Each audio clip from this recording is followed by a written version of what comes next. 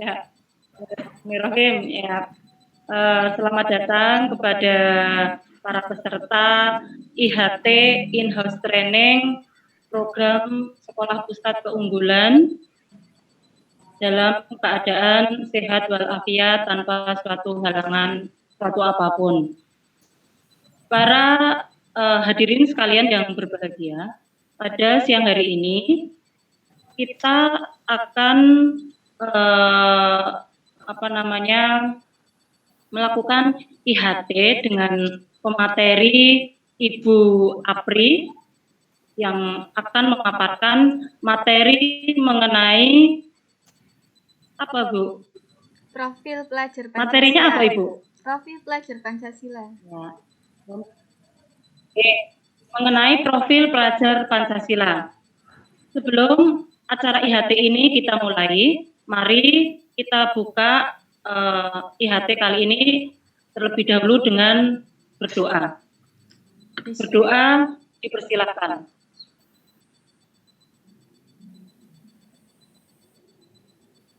Berdoa selesai. Untuk selanjutnya, pemaparan materi oleh fasilitator kepada Ibu Apri dipersilahkan untuk menyampaikan atau memaparkan materinya. Monggo Ibu Apri. Assalamualaikum warahmatullahi wabarakatuh. Waalaikumsalam warahmatullahi wabarakatuh. Bagaimana kabarnya ibu-ibu? Alhamdulillah sehat. Walaupun kita tidak bertatap muka langsung. Sehat. Walaupun kita tidak bertatap muka langsung, ibu, di PJJ kali ini, ya kita harus tetap semangat, tetap energik. Nah, sebelum kita mulai pemaparan materi, alangkah lebih baiknya kita ice breaking dulu, Bu, biar otot-otot kita itu, karena ini siang-siang ya, Bu, biar otot-ototnya tuh jadi enak, nyaman. Nah, sekarang ice breakingnya seperti ini, Bu. Kalau coba kita pegang hidung, terus pegang telinga. Nah, kata-kata pegang saya ganti dengan saya bilang. Ketika saya bilang hidung, pegang hidung. Saya bilang telinga. Saya bilang kepala. Tapi ketika saya kepala nggak ada kata-kata saya bilang, berarti jangan pegang kepala, ya Bu. Kepala. Paham nggak Bu? Paham. Nah, saya bilang tangan.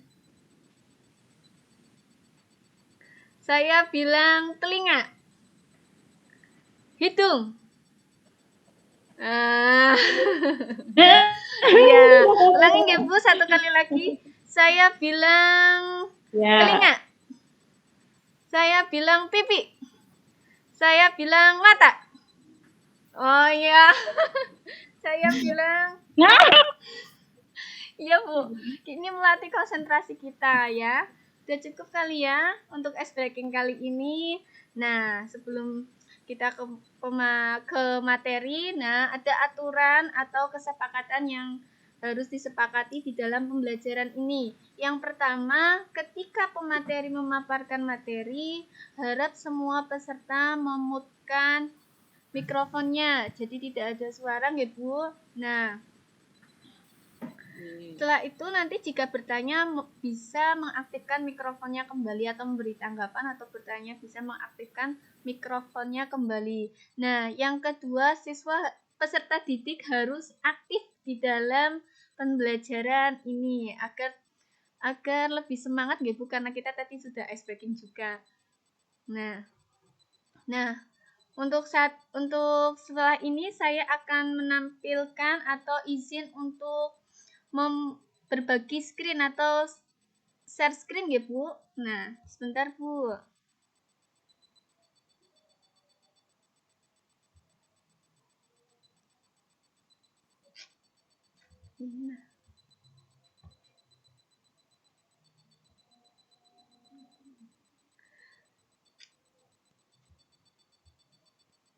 Sudah terlihat Ibu? Sudah. Nah. Sudah nggih, Bu? Sudah. Yang lainnya? Bu. Sudah, Bu Dia? Oke. Nah, pada materi sesi ini saya akan memaparkan tentang profil pelajar Pancasila, Bu. Ya, Ibu-ibu semua. Profil pelajar Pancasila. Mungkin sedikit mengenai profil pelajar Pancasila, nggih, Bu. Profil pelajar Pancasila memang merupakan salah satu ikon sekolah penggerak yang nanti sebentar, Bu. Masih terlihat nggak, Bu? Masih, Bu. Oke.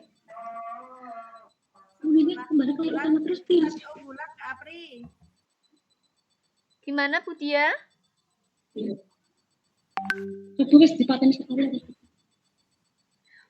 Mohon untuk mematuhi kesepakatan yang tadi sudah kita buat, nggih.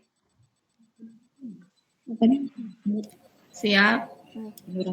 Mungkin sedikit mengenai profil pelajar Pancasila, memang merupakan salah satu ikon sekolah penggerak yang nanti hasil outputnya sesuai dengan karakter yang ada di Pancasila.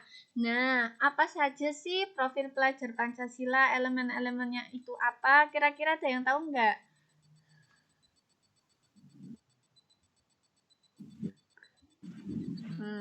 Nah, Mandiri. iya, Ibu. Gotong royong. Iya. Berkebinekaan global. Sepertinya sudah pada Kreatif. hebat-hebat semua ya di sini, sudah tahu semua. Nah, Wah. Iya, Bu. Nah, definisi profil pelajar Pancasila adalah profil lulusan yang bertujuan menunjukkan karakter dan kompetensi yang diharapkan diraih dan menguatkan nilai-nilai luhur Pancasila peserta didik dan para pemangku kepentingan. Nah, yang terdiri dari 6 elemen yang tadi sudah dijabarkan atau sudah disebutkan oleh ibu-ibu semua, yaitu 1. Beriman, bertakwa kepada Tuhan Yang Maha Esa dan berakhlak mulia. Jadi pelajar Indonesia itu menghayati keberadaan Tuhan dan selalu berupaya mentaati perintah serta menjauhi larangan sesuai dengan ajaran agama dan kepercayaan yang dianutnya. Nah, beriman dan bertakwa kepada Tuhan Yang Maha Esa diwujudkan ke dalam akhlaknya, sopan santunnya, kepada diri sendiri dan kepada sesama manusia, teman, kepada alam, serta kepada warga negara Indonesia. Untuk elemen yang kedua, yaitu berkebinekaan global tadi yang sudah disebutkan atau sudah dijawab oleh Bu Nurul, yaitu berkebinekaan global, yaitu pelajar Indonesia yang berkebinekaan global memiliki identitas diri yang matang, mampu menunjukkan dirinya sebagai representasi budaya luhur bangsanya, sekaligus memiliki wawasan serta keterbukaan tentang eksistensi ragam budaya daerah, nasional, dan global. Nah, bagaimana untuk mencapai kebinekaan yang global ini? Yaitu dengan cara mengenal dan menghargai budaya dan dapat berkomunikasi dan berinteraksi antar budaya, berefleksi dan bertanggung jawab terhadap pengalaman kebinekaan serta berkeadilan sosial.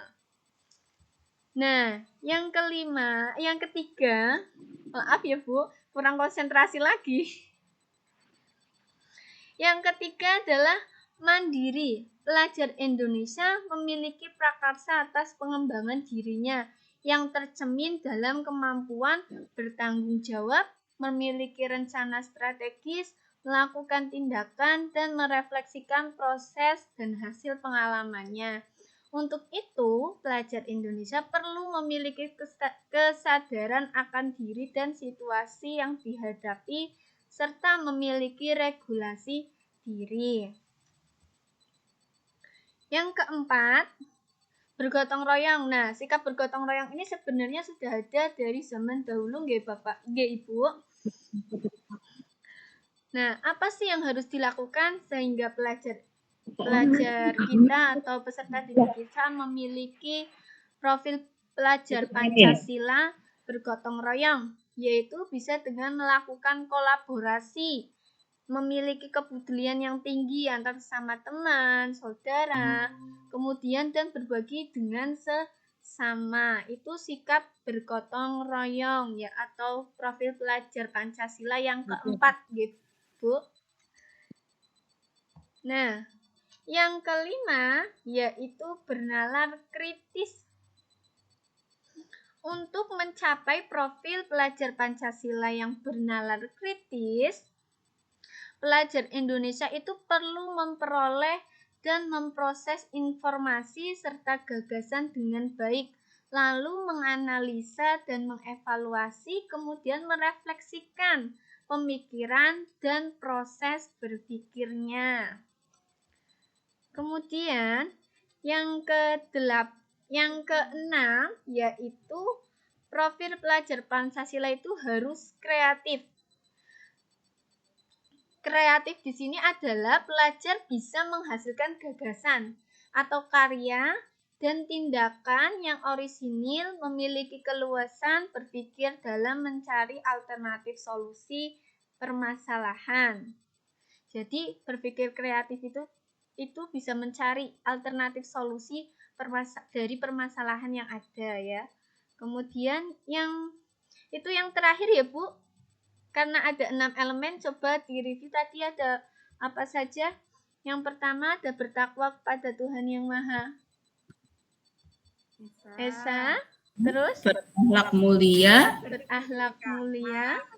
berkebinekaan global, bergotong royong, mandiri, bernalar kritis, dan kreatif. Ya, benar sekali Bu, Ibu. Sudah paham semuanya. Nah, ini tadi sudah ya Bu tentang materi kita profil pelajar Pancasila ada 6 dimensi, yaitu bertakwa kepada Tuhan Yang Maha Esa dan berakhlak mulia, berkebinekaan global, bergotong royong, mandiri, bernalar kritis, dan terakhir adalah kreatif. Dari pemaparan yang saya berikan ya, apakah ada pertanyaan atau ada yang ingin ditanggapi, atau monggo bisa sekarang, atau saya kembalikan dulu ke moderator nggih. Monggo Bu Suyati, saya sudah selesai memaparkan. Terima kasih. Monggo kalian ada yang ingin bertanya. Terima kasih kepada Ibu Apri atas pemaparan materinya. Selanjutnya kita masuk ke sesi tanya jawab. Monggo kepada peserta IHT barangkali ada yang mau ditanyakan berkaitan dengan profil pelajar Pancasila, dipersilahkan. Untuk satu orang penanya dulu, monggo. Monggo.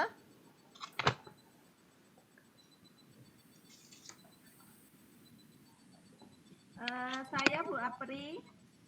Oh, nggih, monggo Bu Nurul. Monggo Bu Dia. Oh, Bu Dia, monggo. Baik, terima kasih Bu Oh iya, monggo Bu Dia bisa disampaikan. Materi profil pelajar Pancasila. Sedikit pertanyaan Ibu, bagaimana menumbuhkan sikap mandiri kepada peserta didik di pembelajaran daring seperti ini Bu? Kan harusnya sikap mandiri. Ya, bagaimana menumbuhkan sikap tersebut? Terima kasih. Ya, terima kasih Bu Dia. Monggo Bu Apri bisa langsung ditanggapi. Oke, terima kasih Bu Dia atas pertanyaannya. Saya jawab sebisa saya, nggih. Nah, jadi untuk menumbuhkan, tadi kan profil pelajar Pancasila ada 6 elemen. Untuk menumbuhkan sikap kemandirian atau mandiri di era PJJ saat ini, itu pasti agak sedikit sulit ya, tapi yang namanya ini banyak dialami oleh semua guru di Indonesia untuk saat ini ya, karena kita kan PJJ terus gitu. Nah, kemandirian itu munculnya itu tidak hanya di sekolah saja, tentu sikap-sikap lainnya pun tidak bisa mengandalkan dari sekolah. Jadi mandiri itu tidak bisa cuma hanya sekolah saja, tapi dari paling penting dan paling utama itu berasal dari keluarganya, ya Bu. Nah, seperti yang pernah kita dengar bersama dari Ki Hajar Dewantara bahwa Tripusat Pendidikan itu sangat penting dalam pembentukan karakter anak, yaitu sekolah, lingkungan, dan keluarganya. Tapi yang paling penting, penanaman sikap mandiri itu ada dalam keluarga. Contohnya untuk menumbuhkan itu, yaitu mungkin di keluarga, anak bisa diberi tanggung jawab untuk merapikan barang kepunyaannya sendiri. Contoh merapikan tempat tidur setelah bangun tidur itu merupakan menumbuhkan sikap mandiri di lingkungan keluarga. Kalau di lingkungan sekolah yaitu dengan pemberian tugas. Jadi anak bertanggung jawab atas tugasnya dan mengumpulkan. Tapi yang paling penting di dalam keluarganya itu harus ditumbuhkan, karena seperti tadi kata Ki Hajar Dewantara itu kan Tripusat Pendidikan yang membentuk karakter anak itu ada 3, yaitu sekolah, lingkungan, dan rumah. Terima kasih. Monggo. Oke, terima kasih Bu Apri penjelasannya. Monggo Bu Dia, sudah bisa dipahami atau mungkin ada yang mau ditanyakan lagi? Waktunya ya, monggo Bu Nurul, satu penanya lagi, monggo Bu Nurul bisa disampaikan. Mau bertanya Bu Apri, kira-kira persiapan-persiapan apa saja yang perlu dilakukan untuk mewujudkan profil pelajar Pancasila? Sudah, monggo silahkan. Monggo, moderator dulu. Atau saya tanggapi langsung saja? Saya tanggapi langsung saja, nggih? Nah, tadi pertanyaannya apa saja yang perlu disiapkan untuk dapat menerapkan proyek penguatan profil pelajar Pancasila. Jadi di dalam sekolah itu ada beberapa yang harus dipersiapkan. Contoh untuk kalau guru yaitu bisa dengan pengelolaan jam pelajaran dan kolaborasi guru dan pengaturan agar alokasi jam mengajar guru itu tetap sama. Kemudian yang pengelolaan waktu dan kegiatan yaitu menyiapkan sistem dari perencanaan hingga penilaian, sistem perdokumentasian proyek untuk dapat digunakan sebagai portofolio, dan kolaborasi dengan narasumber pengayap proyek yaitu baik masyarakat, komunitas, universitas, serta praktisi ya atau pakar. Kemudian untuk dari segi stakeholder atau Kementerian Pendidikan dan Budaya itu bisa menentukan tema untuk setiap proyek yang diimplementasi di satuan pendidikan. Ya, kemudian yang keempat yaitu untuk pemerintah daerah dan satuan pendidikan itu bisa dengan merancang muatan lokal berupa proyek berdasarkan tema yang ditetapkan, mengembangkan menjadi topik yang lebih spesifik dan kontekstual di satuan pendidikan.